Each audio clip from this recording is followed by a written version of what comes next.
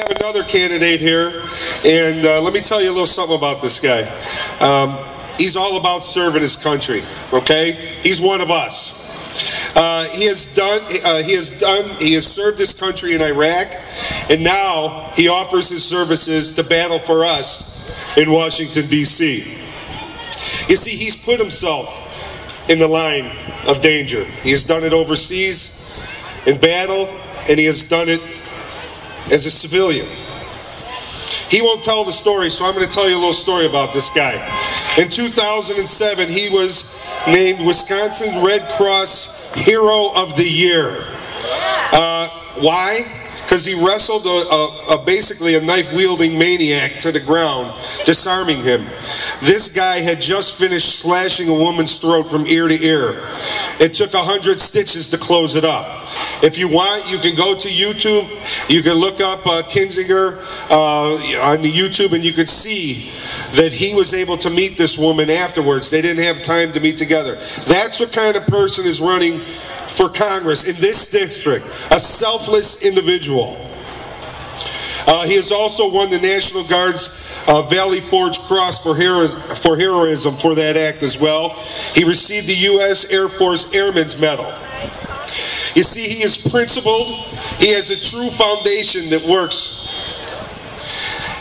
And he actually has a belief system. Imagine that. Something that we're seeing less and less of in Washington these days, don't you think? He is a conservative. He is traditional in his fiscal and social values. He believes in less government and more individual liberty. He's the real deal, folks. Sounds like somebody you can vote for? He has a tough race ahead of him here in his district. And we're going to play a little audio so you can see what he's up against. And then you can decide. The hell is it? Job going to be after you're voted out, because that was a foolish vote for that health care bill. Well, but let me tell you, that's one side of things. I've been listening to my constituents, and you got to be kidding. You're in the 11th district.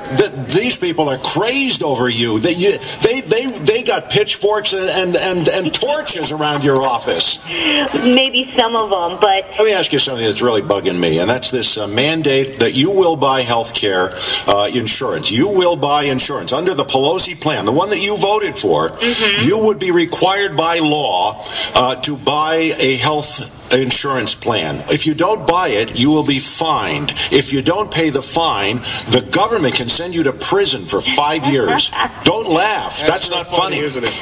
Well, and you know what? That is part of the bill. That is part of it, and you voted for it. I know, and that's not necessarily what will end up in the final bill. Well, wait a minute. Nobody's going to go to jail. Well, yes, you will under the Pelosi bill, the one that you voted for. You must buy health insurance, and if you don't buy health insurance as an individual, you will be fined by the government, and if you refuse to pay the fine, you can go to prison for 5 years. But you voted for that. The plan out of the Senate. You know what, Don? Can if you're going to ask a question, how about if you let me answer it? Go ahead and answer it.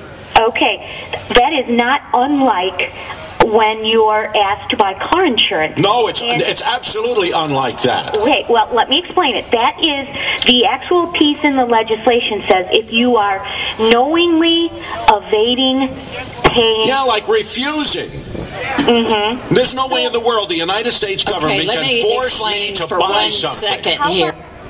What do you think, folks? I want to introduce you to her replacement, Mr. Adam Kinzinger.